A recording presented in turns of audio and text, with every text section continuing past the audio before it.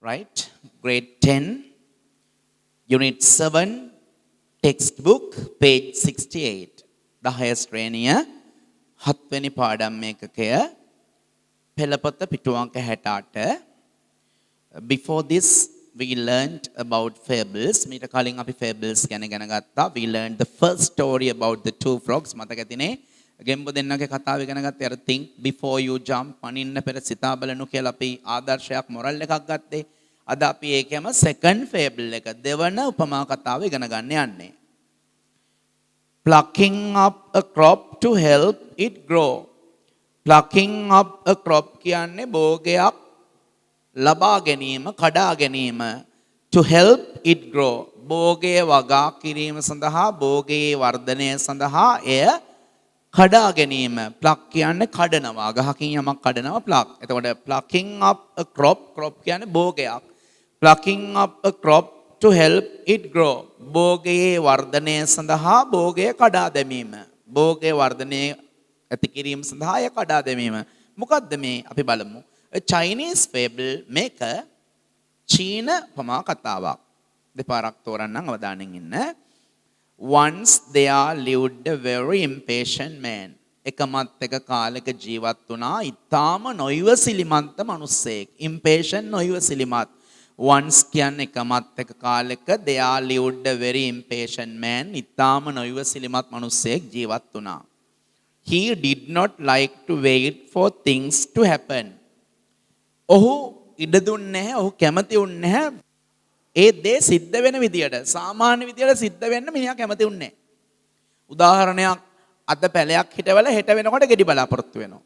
අද එළවලු බීජයක් රෝපණය කළා හෙට වෙනකොට ගහ බලාපොරොත්තු වෙනවා. මේ මොනසේ හරිම නොයවසිලිමත්. එතකොට he did not like to wait for things to happen in their natural course. Natural course කියන්නේ ස්වභාවික අන්දමට.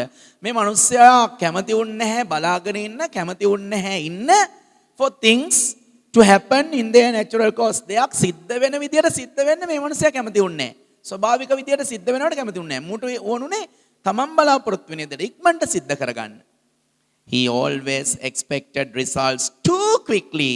He always expected. ඔහු නිතරම අපේක්ෂා කළා results ප්‍රතිඵල too quickly, තාම ඉක්මනින්. He always expected results too quickly. ඔහු නිතරම හැමතිස්සෙම ඔහුට ඕනුනේ තාම ඉක්මනින් ප්‍රතිඵල ගන්න. උදාහරණයක්. අද විභාග ලියන O level, හෙට A level ලියනවා.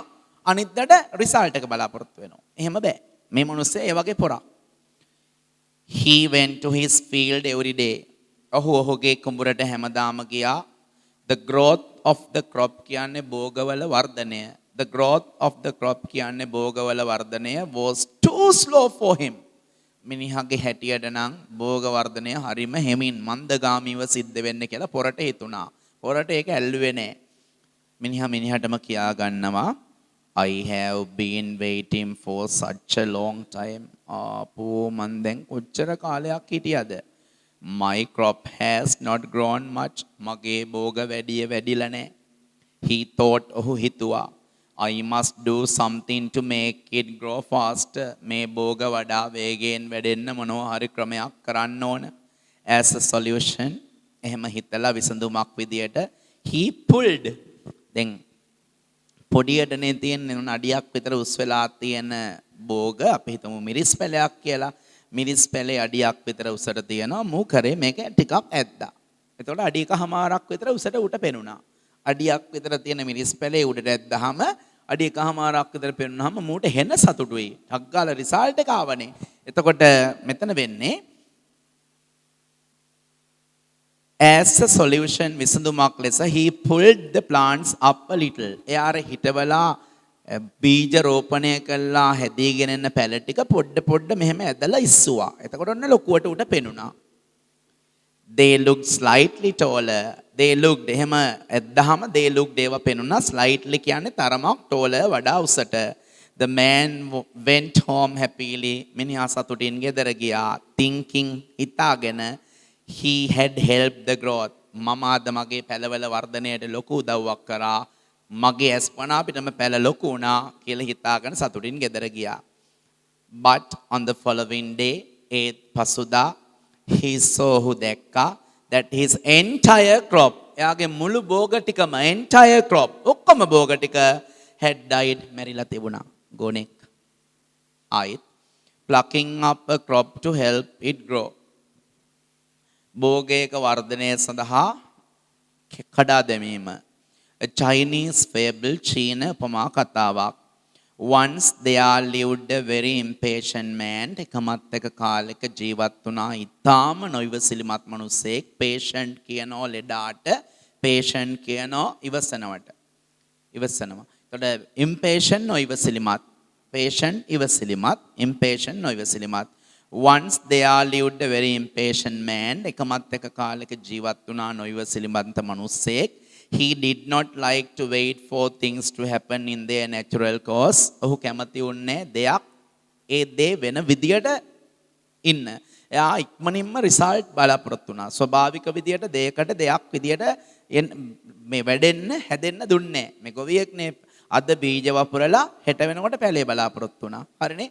ඒ වගේ he did not like to wait for things to happen in their natural course. ස්වභාවික අන්දමින් යමක් සිද්ධ වෙන විදියට වෙනවට මෙයා කැමති වුණේ නැහැ. මෙයාට ඕනේ ඉක්මනටම ප්‍රතිඵල බලාපොරොත්තු වෙන්න. He always expected results too quickly. ඔහු නිතරම ඉතාම ඉක්මනින්, too quickly කියන්නේ very quickly. He always expected results too quickly. ඔහු නිතරම ඉතාම ඉක්මනින් ප්‍රතිඵල බලාපොරොත්තු වුණා. He went to his field every day. ඔහු ඔහුගේ කුඹුරට හැමදාම ගියා. He went to his field every day. ඔහු ඔහුගේ කුඹුරට හැමදාම ගියා. The growth of the crop was too slow for him. පැලවල වර්ධනය මිනිහාගේ මට්ටමින් හරිම හිමින් සිද්ධ වෙන බව තේරුණා මිනිහාට.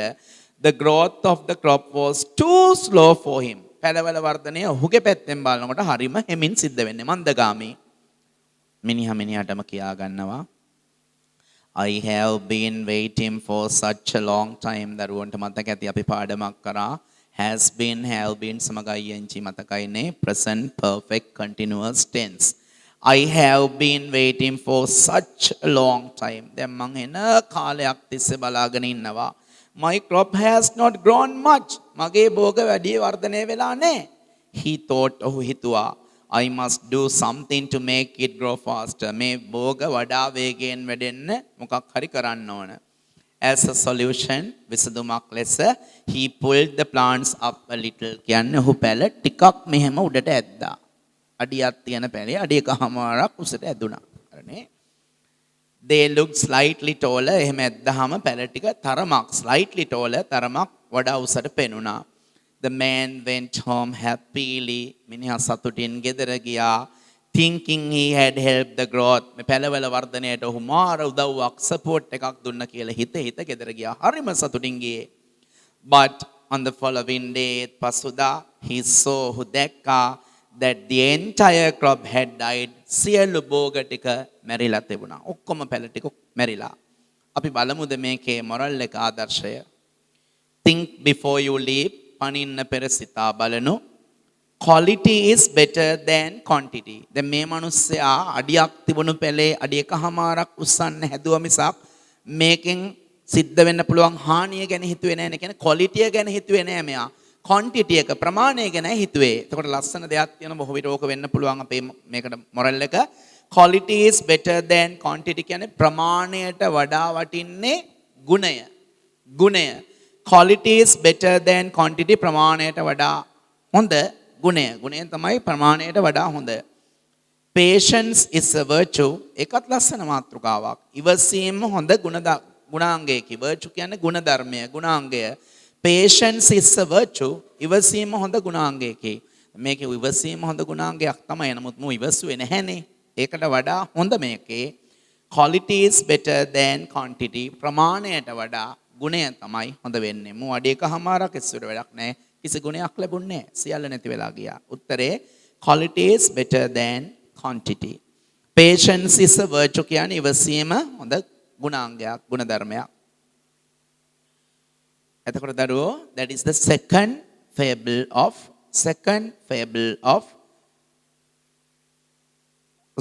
fables කියන පාඩමේ second එක තමයි අපි ඉගෙන ගත්තේ. first එක අපි two frogs කියලා ඉගෙන ගත්තා. ඒක Greek fable එකක්. second එක අපි plucking up crop to help it grow, a Chinese fable.